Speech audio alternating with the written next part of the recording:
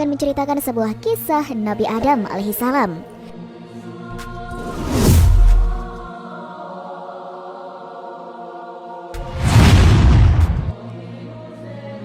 Kisah Nabi Adam kali ini akan menceritakan dengan lengkap bagaimana sejarah penciptaan Nabi Adam alaihissalam dan perjalanan hidupnya hingga wafat. Suatu ketika Allah berbicara di hadapan para malaikat. Isi pembicaraan berkisar tentang penciptaan Adam, leluhur manusia.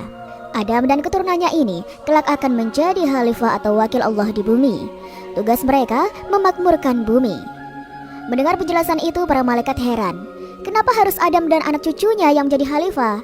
Mestinya malaikat yang diberi kehormatan seperti itu. Bukankah malaikat senantiasa bertasbih kepada Allah? Bumi akan aman bila dihuni malaikat. Tak akan ada kerusakan dan pertumpahan darah. Para malaikat merasa penasaran. Mungkinkah selama ini Allah kurang berkenan dengan peribadatan mereka?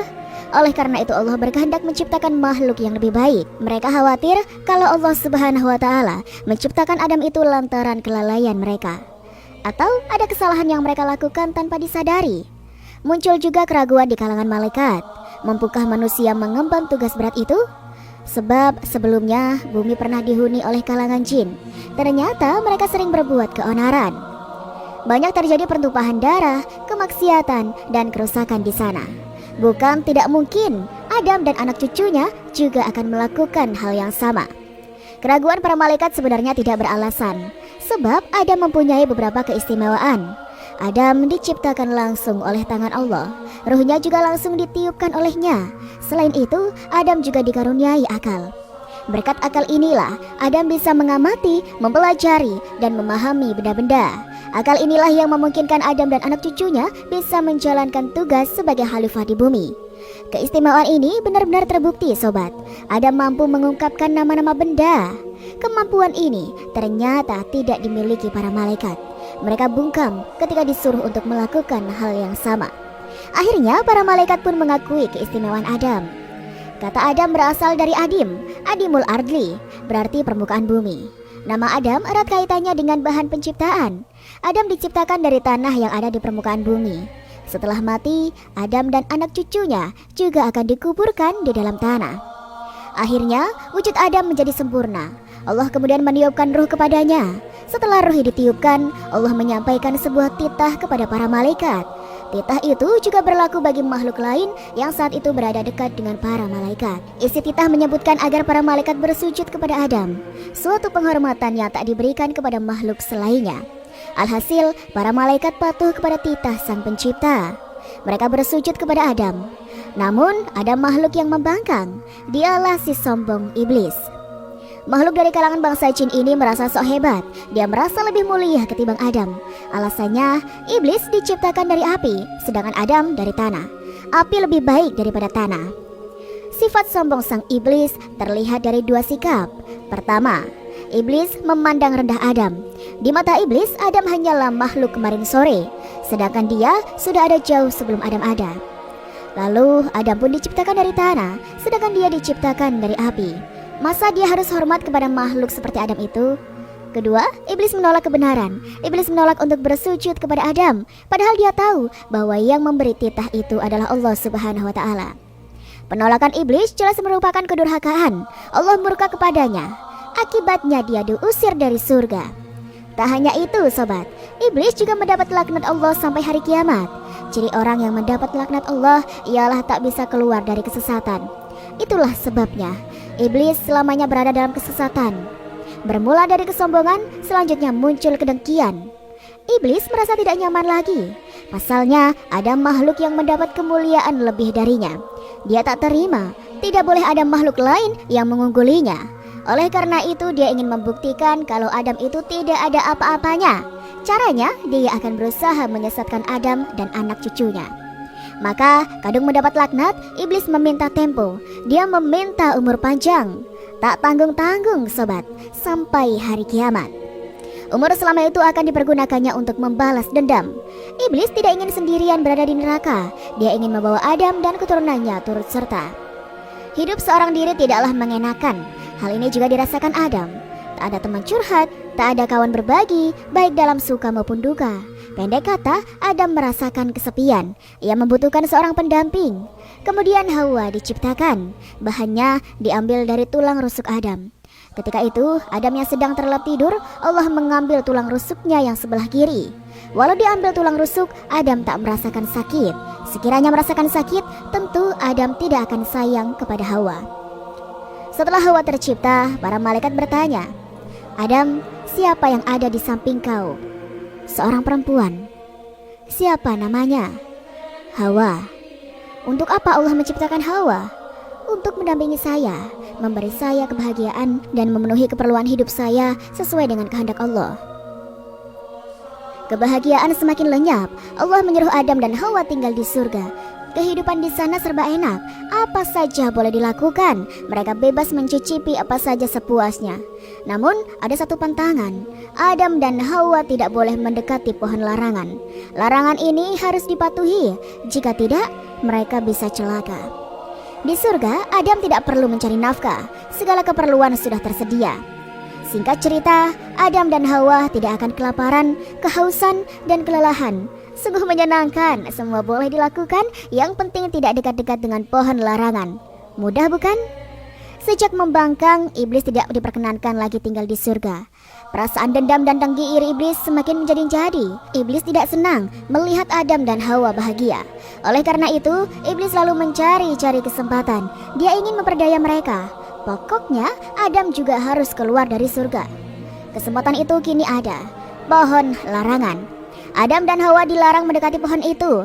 Ini peluang emas, tidak boleh disia-siakan. Iblis pun merasa sangat senang. Inilah saat untuk membuktikan Adam dan Hawa akan menjadi pecundang. Apapun caranya, Adam dan Hawa harus berhasil dijerumuskan. Segala tipu daya mesti dilakukan, berbagai muslihat direncanakan. Pertama-tama, iblis harus mendapat kepercayaan. Dia pun melakukan pendekatan. Dia berpura-pura menganggap Adam dan Hawa sebagai teman. Tutur katanya menawan, bermacam rayuan dibisikkan iblis. Dikatakan bahwa dia ingin memberi nasihat. Ada rahasia besar yang ingin disampaikan. Rahasia supaya Adam dan Hawa bisa hidup kekal. Akhirnya Hawa tak kuasa menahan diri. Hawa memakan buah pohon larangan tersebut. Hawa pun pulang dengan perasaan senang. Diceritakannya pengalaman tadi kepada Adam. Adam begitu tertarik. Ia juga ingin mencicipi. Pohon itu kemudian didekati. Buahnya dipetik dan Adam memakan buahnya. Lengkap sudah, Adam dan Hawa melabrak larangan tersebut. Tak hanya mendekati pohon larangan, tetapi juga memakan buahnya. Tak lama kemudian, Adam dan Hawa merasakan akibatnya. Aurat mereka terbuka. Perasaan malu begitu saja membuncah. Mereka berusaha mencari-cari kededaunan, maksudnya untuk menutupi aurat mereka. Namun pohon-pohon surga menjauh. Untungnya ada satu pohon yang merasa kasihan, yaitu pohon tin. Mau memberikan daun-daunnya. Aurat mereka pun bisa tertutupi. Adam dan Hawa sangat malu, tak hanya karena aurat mereka terbuka, tetapi juga karena teguran Allah kepada mereka. Adam dan Hawa sangat menyesal, mereka telah berbuat kesalahan. Sambil menitikkan air mata, mereka pun memanjatkan doa. Tuhan kami telah menzalimi diri kami. Sekiranya Engkau tidak berkenan mengampuni dan menyayangi kami, niscaya kami termasuk orang-orang yang merugi. Allah Subhanahu wa Ta'ala Maha Ampun lagi Maha Penyayang. Taubat Adam dan Hawa diterima, kesalahan mereka diampuni. Adam dan Hawa pun merasa tenang. Ampunan Allah membuat hati mereka terasa lega. Pengalaman itu menjadi pelajaran berharga. Adam dan Hawa pun sabar. Iblis benar-benar musuh yang harus senantiasa diwaspadai. Segala bujuk rayunya mesti dijauhi. Hidup kekal ternyata muslihat iblis. Akibat perdaya, kini Adam dan Hawa harus pindah. Mereka tak bisa lagi tinggal di surga. Allah Subhanahu wa Ta'ala menyuruh mereka turun ke bumi. Sekarang Adam dan Hawa tinggal di bumi, mengemban tugas menjadi khalifah. Namun perseteruan iblis dan Adam terus berlanjut. Iblis akan terus berusaha mewujudkan janjinya, janji untuk menyesatkan Adam. Demikian Adam dan iblis menjadi musuh bebuyutan. Permusuhan ini juga berlaku untuk keturunan Adam dan iblis. Permusuhan akan terus berlangsung sampai hari kiamat. Kenikmatan surga tinggal kenangan. Dulu di surga serba ada, mau makan tinggal makan, mau minum tinggal minum. Namun di bumi, Adam dan Hawa tak bisa berpangku tangan. Mencari sesuap nasi dan menjadi tugas, mereka harus bekerja keras. Saat diturunkan ke bumi, Adam dan Hawa terpisah. Hawa diturunkan di daerah Jeddah, Saudi Arabia. Kata Jeddah berarti nenek. Hawa adalah nenek seluruh umat manusia. Sementara itu, Adam diturunkan di daerah Hindustan. Keduanya bertemu di Jabal Rahmah di dataran Arafah. Oleh karena itu, Jabal Rahmah kerap dijadikan simbol cinta oleh para peziarah. Perasaan bahagia begitu membuncah. Betapa tidak, sekian lama berpisah akhirnya bertemu jua. Hidup menjadi lebih bersemangat. Sekarang keduanya bisa berkumpul lagi sobat. Berjuang bersama lebih mudah daripada sendiri-sendiri. Bisa saling menjaga dan saling menasihati. Adam dan Hawa hidup bersama lagi. Mereka adalah pasangan suami istri pertama. Keduanya beranak pinak. Setiap kelahiran selalu kembar, laki-laki dan perempuan. Persalinan pertama lahirlah Kabil dan Iklimah. Lalu persalinan kedua lahirlah Habil dan Labuba. Adam dan Hawa sangat bahagia. Kehangatan keluarga semakin bertambah. Semua ini berkat kehadiran anak-anak mereka. Anak-anak yang menumbuhkan harapan. Ada penerus perjuangan. Selanjutnya anak-anak berketurunan lagi. Mereka melahirkan cucu dan seterusnya. Jumlah keturunan Adam terus bertambah. Semakin lama semakin banyak. Kabil, Habil, Iklimah, dan Labuda beranjak remaja. Mereka tumbuh di bawah asuhan orang tua. Sifat-sifat mereka mulai kelihatan. Kabil berperangai kasar, sedangkan Habil berperangai santun. Iklimah tumbuh menjadi gadis yang cantik, sedangkan Labuda biasa-biasa saja. Tugas-tugas Adam dan Hawa mulai berkurang. Anak-anak mereka sudah bisa diandalkan. Labuda dan Iklimah membantu urusan rumah tangga, sedangkan Kabil dan Habil menekuni bidang pertanian, sedangkan Habil di bidang peternakan. Keempat putra-putri Adam tumbuh dewasa. Masing-masing sudah memiliki ketertarikan terhadap lawan jenis. Allah Subhanahu wa Ta'ala kemudian memberikan Adam petunjuk. Putra-putri Adam harus segera dinikahkan. Dengan ketentuan masing-masing, tidak boleh dinikahkan dengan saudara kembarnya. Artinya, Kabil harus menikahi Labuda, sedangkan Habil harus menikahi Iklimah. Ketentuan itu kemudian disampaikan. Adam berharap putra-putrinya tak keberatan, sebab ini merupakan ketentuan Allah. Tak boleh ada yang menolak, semua pihak harus setuju. Demikian Adam memberi penegasan. Ternyata tak disangka sobat, Kabil menolak ketentuan itu. Ia bersikeras untuk menikah dengan Iklimah, adik kembarnya. Iklimah memang gadis yang cantik. Kabil sangat tertarik. Dengan kata lain, Kabil menolak dinikahkan dengan Labuda. Alasannya Labuda tidak cantik. Kabil merasa lebih berhak untuk menikahi Iklimah. Toh Iklimah adalah adiknya sendiri. Kabil tidak rela kalau Iklimah dinikahi Habil. Kabil bersikukuh, tegas-tegas ia menolak dinikahkan dengan Iklimah. Melihat gelagat kurang baik ini, Adam berusaha mencari jalan keluar. Jalan keluar yang disepakati oleh semua pihak. Tidak boleh ada pihak yang dikecewakan. Perselisihan harus dihindarkan, sebab perselisihan akan mengusik ketenangan. Akhirnya Adam pun mendapatkan jalan keluar sobat. Menurut Adam, persoalan jodoh harus diserahkan kepada Allah. Apapun keputusannya, semua harus pasrah. Adam mengusulkan agar Kabil dan Habil berkurban. Siapa yang kurbannya diterima, ia berhak menikahi si cantik Iklimah. Kabil dan Habil setuju. Mereka sepakat, yang menang itulah yang berhak mendapatkan Iklimah. Kemudian masing-masing mempersiapkan diri. Kabil semakin rajin. Setiap hari ia mengurus ladangnya. Habil juga tak mau kalah. Ia bertambah giat. Setiap hari ia mengembalakan ternak-ternaknya. Hari yang ditentukan pun tiba sobat. Kabil bergegas menuju ladang. Ladang gandumnya sangat lebat. Hasil jerih payahnya selama ini. Timbullah sifat kikir dalam hati Kabil. Ia memilih-milih gandum yang akan dijadikan kurban. Ia sengaja memilih gandum yang kurang baik. Setelah karung terisi, Kabil membawanya ke sebuah bukit. Gandum itu kemudian diletakkan di atas bukit itu. Di tempat yang berbeda, Habil juga sedang sibuk. Ia berjalan ke sana kemari, memilih-milih kambing yang paling baik, kambing yang paling gemuk dan yang paling sehat. Setelah didapat, Habil membawanya ke bukit yang sama. Kabil dan Habil sudah meletakkan kurbannya. Dari tempat yang jauh, mereka memandangi bukit itu. Mata mereka terus tertuju ke arah bukit. Anggota keluarga yang lain justru menyaksikan. Hati mereka berdebar-debar. Kurban siapa gerangan yang akan diterima? Selang beberapa saat, api besar turun dari langit. Api itu kemudian menyambar kambing. Habil bersyukur, kurbannya diterima. Dalam tempo singkat, kambing Habil pun lenyap. Si jago merah melahapnya. Sementara itu, gandum Kabil masih utuh, sedikit pun tidak berkurang. Alhasil, Habil menjadi pemenangnya. Kurbannya diterima. Sesuai dengan kesepakatan, ia berhak mempersunting si cantik Iklimah. Hati Habil pun berbunga-bunga. Ia sangat bahagia. Lain halnya dengan sang kakak. Kabil merasa sangat kecewa. Kurbannya tak diterima. Ia gagal menikahi Iklimah. Kabil tidak bisa menolak dengan perasaan kecewa. Ia pun menerima keputusan Habil dinikahkan dengan Iklimah. Kabil benar-benar kecewa. Harapannya pupus. Dia tak bisa menikah dengan Iklimah. Kekecewaannya semakin menjadi-jadi. Lambat laun tumbuhlah perasaan dengki. Dengki melahirkan dendam. Dendam memunculkan niat jahat. Akhirnya Kabil pun bertekad menghabisi Habil. Suatu ketika Adam hendak berpergian. Sebelum berangkat, Adam menyampaikan amanat kepada Kabil untuk menjaga semua anggota keluarga. Kerukunan harus dipelihara. Kabil pun mengangguk-angguk. Ia berjanji untuk menjalankan amanat itu dengan sebaik-baiknya. Dalam hati Kabil pun tertawa. Ia merasa sangat senang. Senang bukan karena mendapat kepercayaan dari sang ayah, tetapi ia merasa mendapat kesempatan. Ya, kesempatan untuk membalas dendam. Adam berangkat dengan hati tenang. Dengan sepenuh hati, ia percaya kepada Kabil. Bagaimanapun Kabil adalah anak sulung, Kabil yang dituakan. Tak lama setelah Adam berangkat, Kabil pun bersiap-siap. Ia akan menyatroni peternakan. Sesampainya di sana, Kabil segera menghampiri Habil. "Aku datang untuk membunuh kau." Kabil menghardik penuh kebencian. "Apa salah saya? Mengapa kakak hendak membunuh saya?" "Karena kau telah merampas harapanku. Kau telah merebut Iklimah."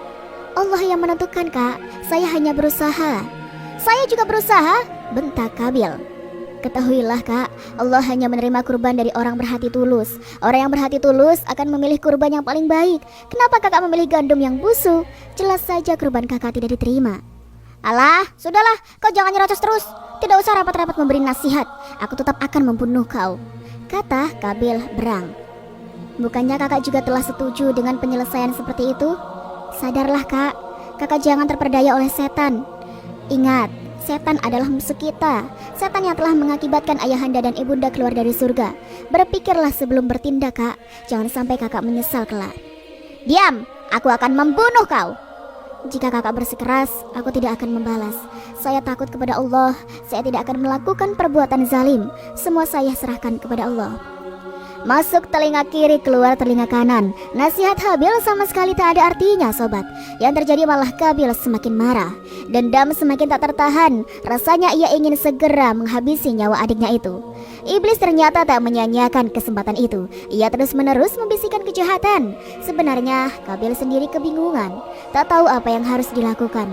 Belum terfikirkan bagaimana membunuh Habil. Saat Kabil kebingungan, iblis pun menjelma. Di hadapan Kabil, iblis mencontohkan. Iblis menghantam kepala seekor burung dengan batu. Darah segar pun muncrat. Kepala burung itu pecah. Sesaat burung itu menggelepar-gelepar, lalu mati. Kabil mendapatkan ide sekarang. Ia tahu apa yang harus dilakukan. Tinggal menunggu saat yang tepat. Saat itu Habil sedang terlelap tidur. Kabil pun berjalan. Ia menghampiri sang adik. Batu besar menghantam kepala Habil. Saking kerasnya hantaman batu tersebut, tak lama kemudian Habil menghembuskan nafas terakhir. Peristiwa ini merupakan pembunuhan yang pertama kali dilakukan manusia di bumi ini. Bingung, demikian yang dialami Kabil setelah membunuh sang adik. Tak tahu apa yang harus dilakukan. Mayat Habil lama tergeletak, sampai-sampai mengeluarkan bau busuk. Kabil hanya bisa mondar-mandir. Beberapa lama kemudian datanglah 2 ekor burung gagak. Kedua burung ini berkelahi. Salah satunya kemudian mati. Lalu si pemenang pun menggali tanah dengan cakarnya. Setelah cukup, bangkai burung gagak itu dimasukkan. Bangkai burung gagak itu dikuburkan ke dalam lubang. Melihat kejadian itu, Kabil termenung. Lalu ia baru menyadari kedunguannya. "Bodoh sekali aku ini. Masa aku kalah pintar sama burung gagak itu?" gerutunya. Burung gagak telah mengajari Kabil. Hal yang sama kemudian dilakukan oleh Kabil. Sebuah lubang digali. Setelah cukup dalam, ia memasukkan mayat Habil ke dalamnya. Beberapa hari kemudian Adam pun pulang. Ia ingin segera bertemu dengan keluarganya. Terbayang keluarganya hidup rukun, tak ada perselisihan. Sampai di rumah, Adam beristirahat sejenak. Anggota keluarga berkumpul di dekatnya. Usai melepas lelah, Adam menanyakan perihal Habil. Karena memang dari tadi Habil tak kelihatan. "Di mana Habil?" tanyanya. "Saya tidak tahu."